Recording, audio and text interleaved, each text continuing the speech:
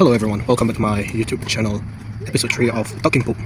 Today I was planning to refrain myself from saying so much slur, and if you people can count how many times I curse in this video, please comment in the below.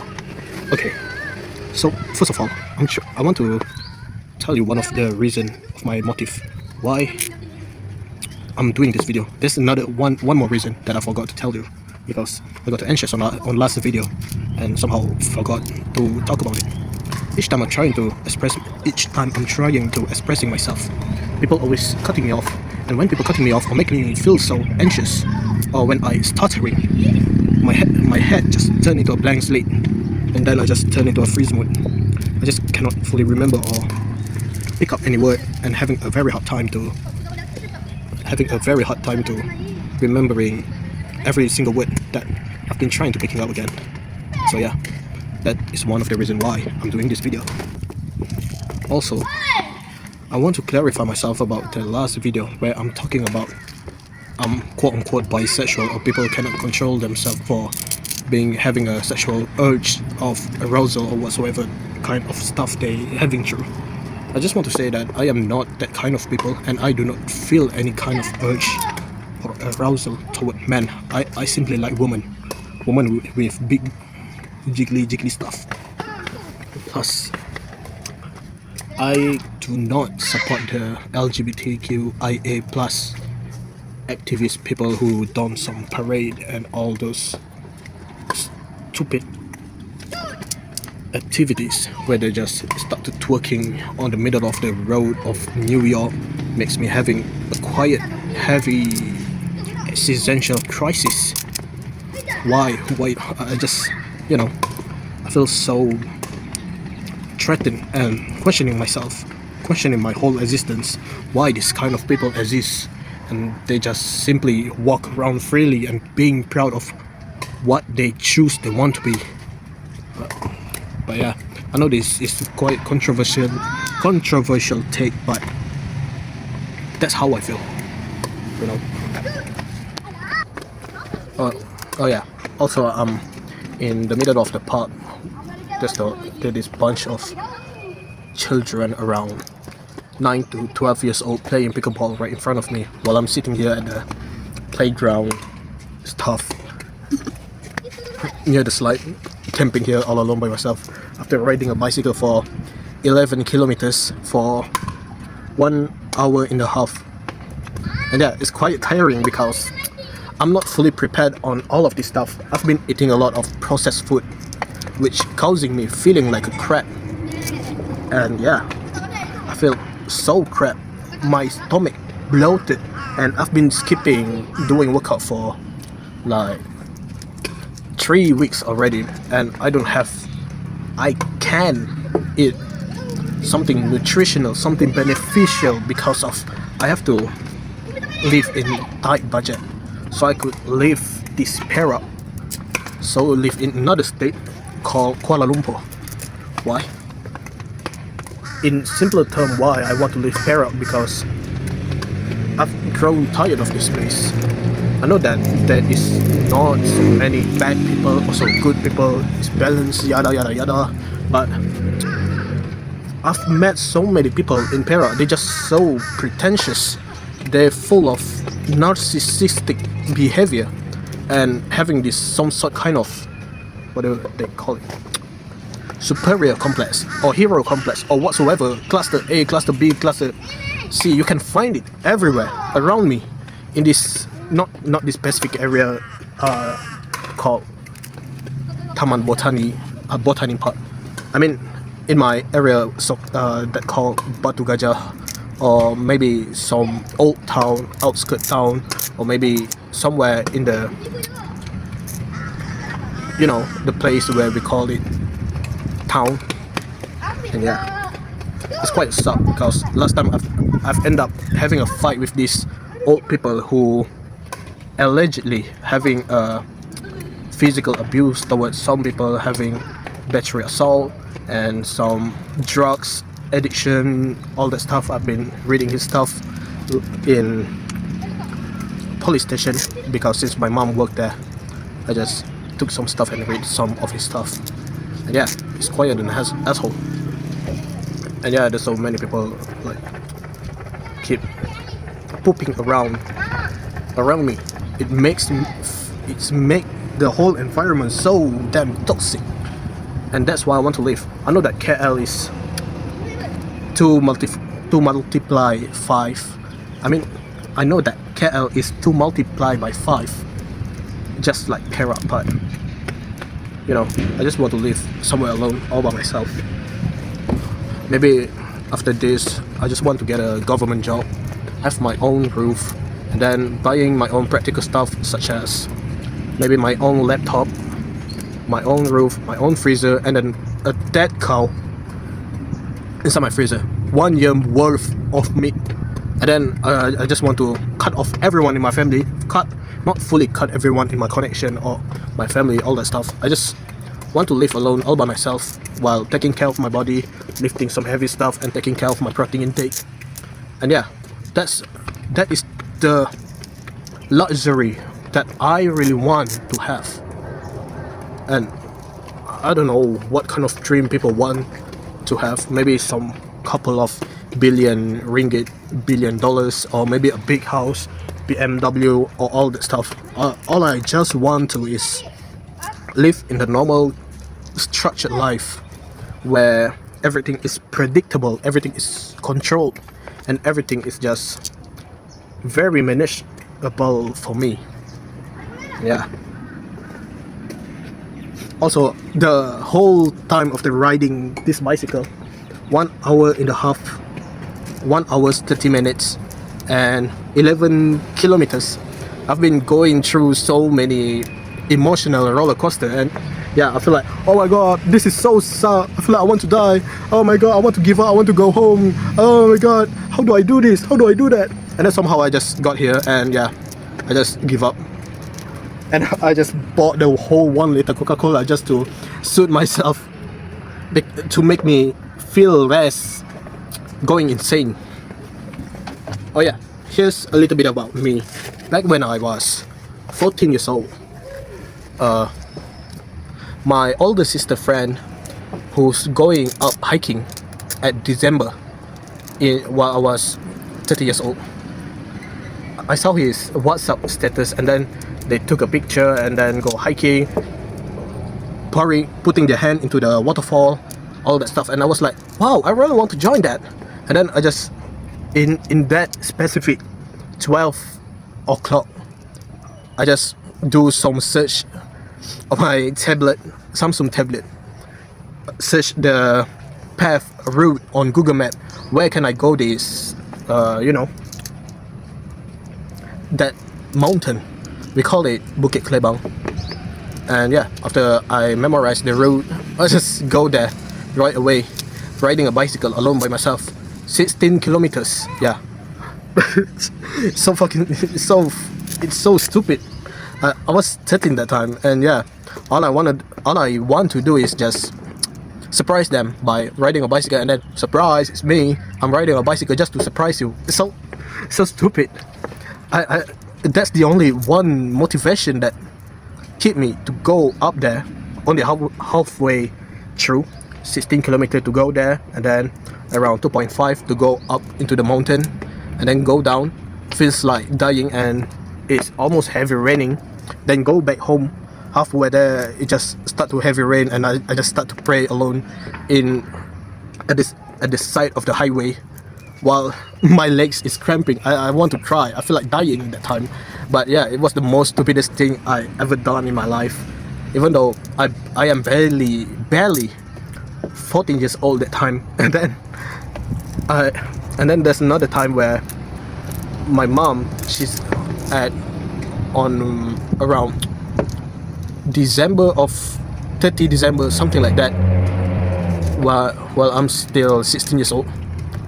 I went, she said to me that let's go to the Taman Ipoh.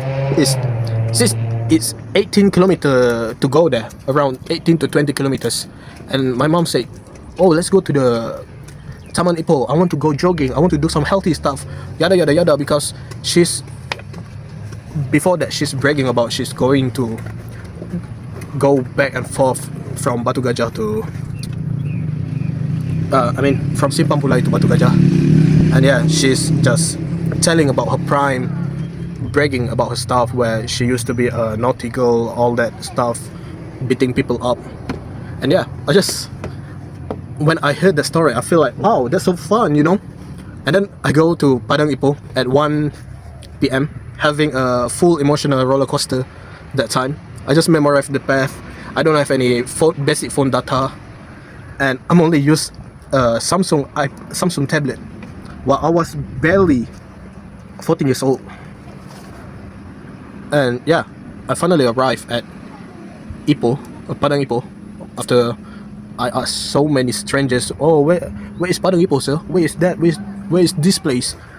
Oh, I just kept asking some people because my tablet cannot do anything at all. And then at 6, and I arrived there at 6 p.m. It's already almost night, and yeah, my mom didn't arrive at all. I didn't see her car while I'm holding my mountain bicycle. I was so alone that time. And then I just asked some strangers, where I told him, sir, can I borrow your phone, because I don't have basic phone data. I am from a poor family who cannot even lend me some money to afford some basic data on my tablet. And so he gave me his phone. I messaged my mom by giving him her numbers, and then my mom threatening him for saying that, hey, where is my child? I swear I'm going to report the police if you don't give back my child. Who are you? Who is that? Who is this? And then she called him, and then I pick up his phone, and then I talk to my mom. Mom, I'm right here at the Taman Ipoh right now. Ipoh Park. Where the hell are you, mother? I'm not pissed that time. I'm baffled. I'm shocked that she doesn't even do what she said. And that makes me realize, that makes me saw a little bit of flag of her own inconsistency. And yeah, she came, my uncle, whose name Paksu Aiman, he have Hilux car 4x4, and then he came, take my mountain bike. I forgot 4x4 or yeah, I forgot that what kind of bike I was using, but I'm pretty sure it was mountain bike. There's two mountain bike. One is that one. It used to be a red mountain bike, and another one that is a green yellowish piece color. Yeah. What happened after that? Oh yeah, and then I tell my mom, my uncle and my cousin about how fun was that. My whole adventure was so fun, and then some of them got quite mad because I'm doing this at age of 14, don't have any basic geography of the place around me. I just memorize some route. I don't have some basic data. I cannot even call my mom using my tablet. And yeah, there was so pissed that time. Not pissed, and then kind of pissed. But then they just, I don't know, they start to dismissing me out of nowhere. Just, or I was the one of the guy who's I don't know who he is, but he's my uncle wife. Yeah, he's my uncle wife, who's almost same age as me, around 3 years older than me. And then he kept bragging about Fidaus. His name is Fidaus. Going to KL by riding a bicycle, and then keep yapping about, oh, they were better than me, or they were just simply much more energetic and whatsoever kind. They just say just to make themselves feels better, and makes me feel small at that time. Even though even though in the back of the car I just simply don't give a damn at all. But yeah, it kind of hurt me a little, but I simply don't care because I just achieved something in my life, and I feel joy. I feel happy at that time, even though I feel like dying throughout the journey alone by myself. And yeah, and then I posted on YouTube. I was 14 that time. I feeling like, motivated to be a vlogger who's doing so many fun stuff, expressing themselves, or riding a bicycle until they almost died, all that stuff. And then I brag about I'm going to hiking alone by myself, and then going to Pangipo all by myself, and then got picked up by my family. And the funny part is that almost nobody don't trust me, that they think that I lied to them. I even show the picture to them, and many of them simply don't trust what I'm saying, even though I kept bragging about it. Not bragging about it, I just simply want to share about it. And then there is this guy, he's kind of blackish person, but he's Malay person. He's kind of an asshole. When I tell my story to him, he just say, "Oh, I could do better than you." Typical asshole people will typically say to you in your face. And yeah, oh, it's 3% already. Oh my god. And I don't know, I just feel more hurt that my achievement is nothing to them, even though there is 2 or 3 people who are supporting me and supporting my whole YouTube channel. I post like 3 videos. One is when I'm going to hiking, one is when I'm going to Pangipo, one is introduction of me talking, like, first video of PewDiePie, because I was heavily inspired by him. And then another one is I'm trying to draw something on my shelf, my clothes wardrobe, to draw a Minecraft flowers, but I failed miserably. And another one is YouTube animation.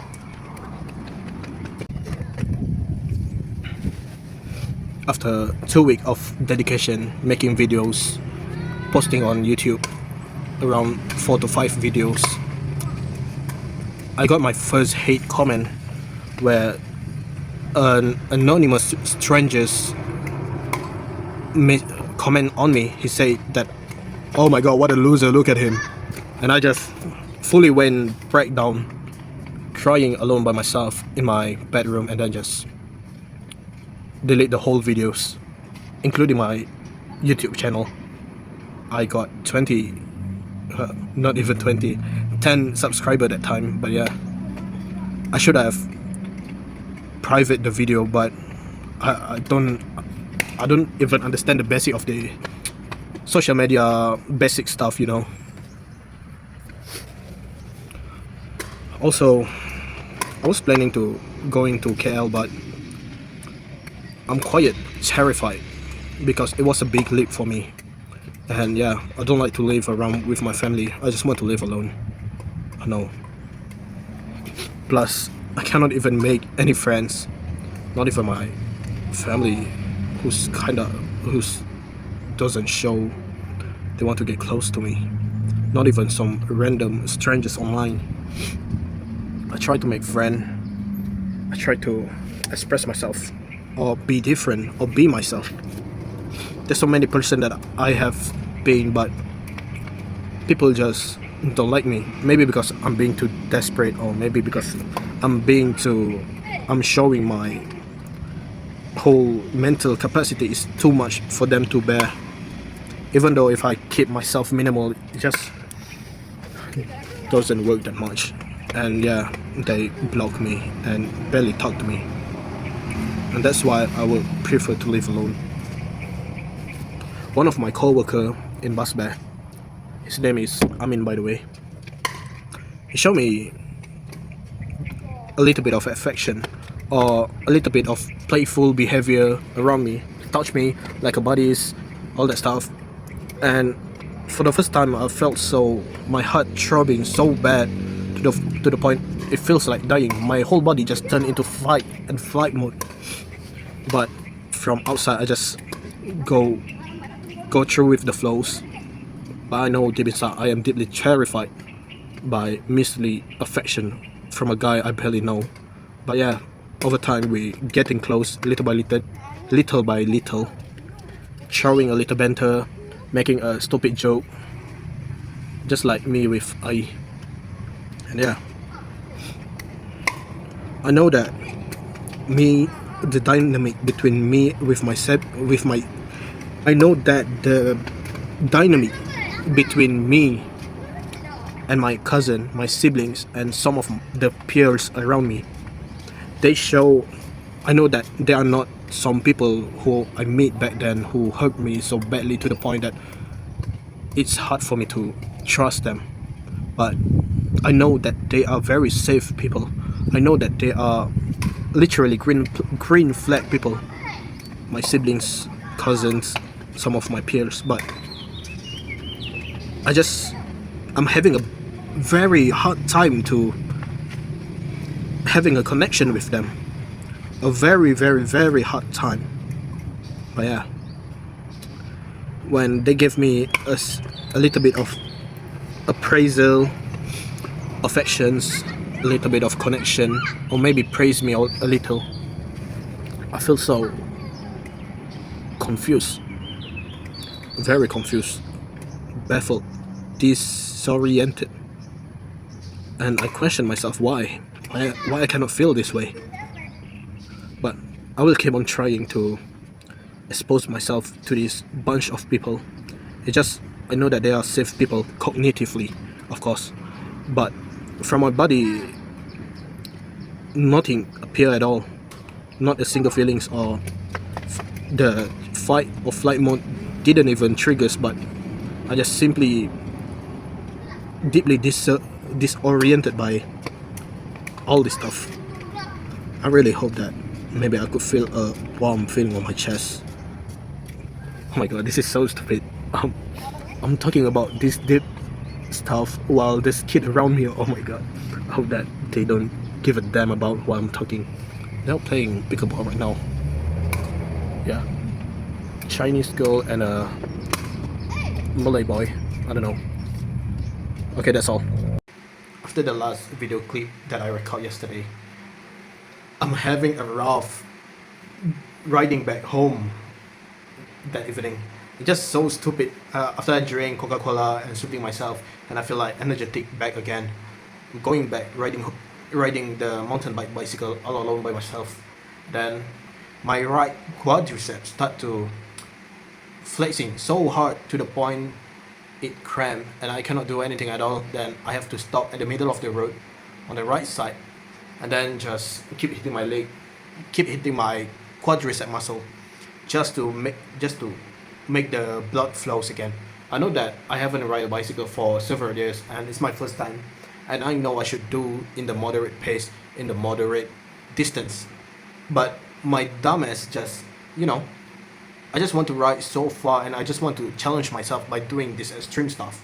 I know it's kind of unhealthy, but yeah, I just want to feel what I feel back then, the feel that I felt when I was 14 years old, before my mountain bike piece color bicycle tires start to flatten and my dad doesn't have money to fix the tire. And another one that the red mountain bike just simply have a little bit of problem, and then the bicycle just left abandoned just like that.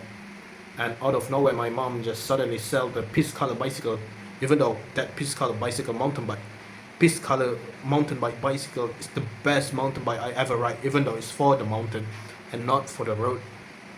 And yeah, I'm using the old red one that my cousin take it from my stepdad abandoned house during the flood. He took it, he repaired it a little, and then he sprayed it with a white paint. Yeah, it feels quite good, but yeah, my butt hurts so bad. It feels like I'm having a brutal non-consensual breathing session with a tall black man that is 6'7" and 400 pounds, that has pure muscle and big wiener, breathing on my ass so brutally. Yeah, my ass hurts so bad ever since from last night until now. But it feels so worth it. I just watched the last clip that I taught yesterday. It just, oh my god, the way I tell is I'm stuttering too much. But yeah, it was worth it. I really hope that I can express myself even more better and less stuttering, even though I didn't do any script or making any